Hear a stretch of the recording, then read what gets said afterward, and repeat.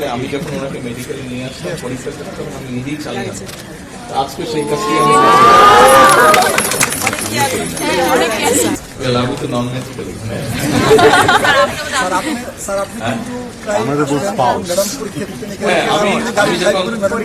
আমি সকালবেলায় যখন বেরোচ্ছি আমরা এখানে আসার জন্য তা আমি ওনাকে বললাম যে সামনে এসে বসতে হবে দু একজনের মুখে একটু প্রশ্নের চিহ্ন ছিল আসলে আমি যখন ওনাকে মেডিকেলে নিয়ে আসলাম পরীক্ষা করে তখন আমি নিজেই চালিয়ে আজকে সেই কাজটি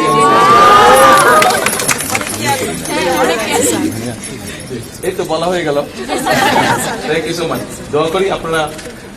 প্রতিষ্ঠিত হন আপনারা পড়ালেখা করছেন জীবনে যেই লোককে পড়ালেখা করছেন যেই সাবজেক্টে সেটাতে সাকসেসফুল হন এই দোয়া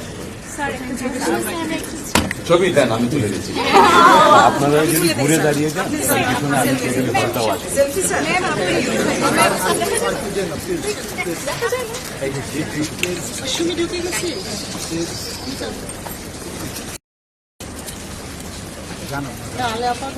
আপনি জান সমস্যা নেই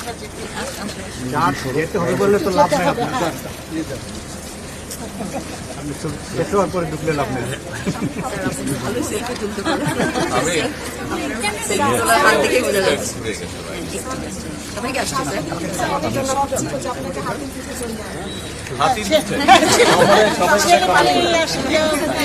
জায়গা দেন স্যার প্লিজ স্যার একটু আমাকে স্পেস দেন স্যার প্লিজ স্যার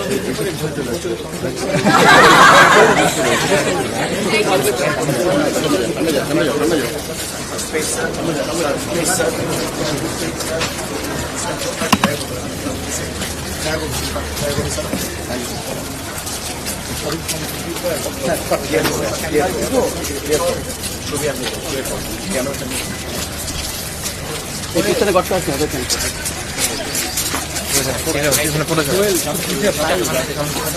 ক্যামেরা